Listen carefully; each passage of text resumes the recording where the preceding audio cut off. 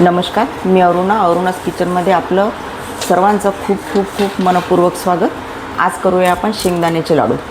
हे मी माझ्याकडे अर्धा किलो शेंगदाणे होते. हे शेंगदाणे छान खरपूस मंद गॅसवर असे भाजून घेतले आणि जेवढे तुम्ही मंद गॅसवर भाजाल तेवढे शेंगदाणे असे खरपूस क्रंची लागतात खायला. मोठ्या गॅसवर जर भाजले आपण तर ते आतमध्ये कच्चेच राहतात, त्यामुळे वेळ जातो पण काम चांगलं होतं.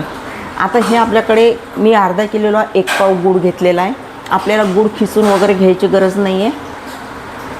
आपण पहिले आता शेंगदाणे भाजून घेतलेले आहे, हे आपण मिक्सरला काढून घेऊ, नंतर मी सांगते तुम्हाला.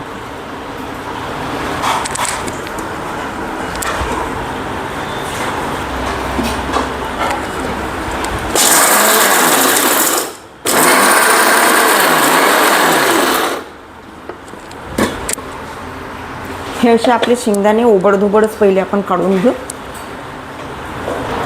आता काय करायचं, आपले हे शेंगदाणे जे ओबडधोबड आपण काढून घेतलेले आहे यामध्ये आपण असा थोडा थोडा गूळ जो आहे काढून घेतलेला हा घालू आणि असं मिक्स करून घेऊ.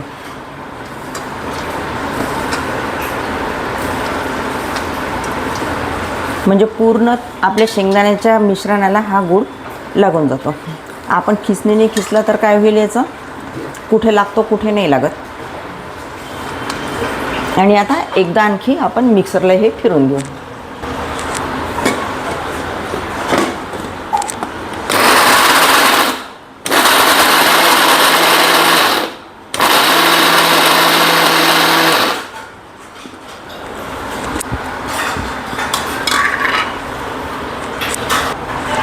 आता तुम्ही बघू शकता, हे आपलं मिश्रण सर्व सारखं बारीक अगदी छान गूळ मिसळलेलं आहे आणि सर्व एकजीव झालेलं आहे हे. आता आपण याला लाडू वळायला सुरुवात करू. कुणी कुणी काय करतं, याच्यामध्ये तूप नाही तर दुधाचा हात लावतो. तसं टाकण्याची काही गरज नाही आहे, कारण शेंगदाण्यालाच मग नंतर तेल सुटतं आपलं.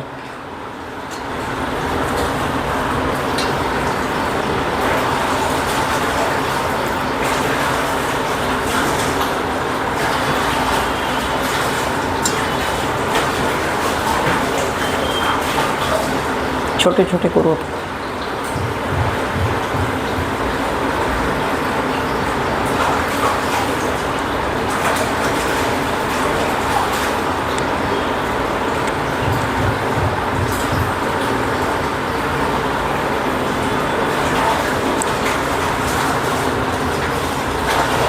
अशी पूर्ण करून घेऊ आपण.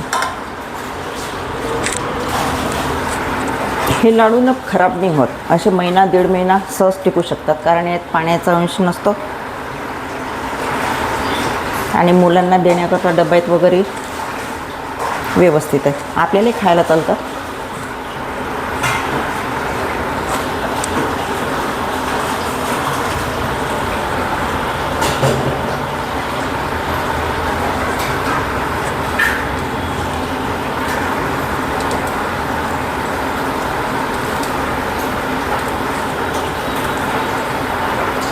मला आवडतात वेगवेगळ्या डिशेस करायला.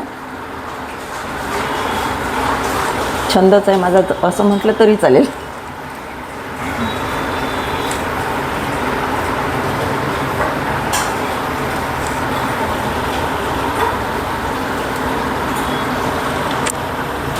आपले शेंगदाणा लाडू तयार आहे. मी याचे फोतरं नाही काढले, कारण फोतरं काढले की मग टेस्ट वेगळी लागते आणि सगळं आपण जर मिक्सरमधून काढलं त्या लाडवांची टेस्ट वेगळीच लागते.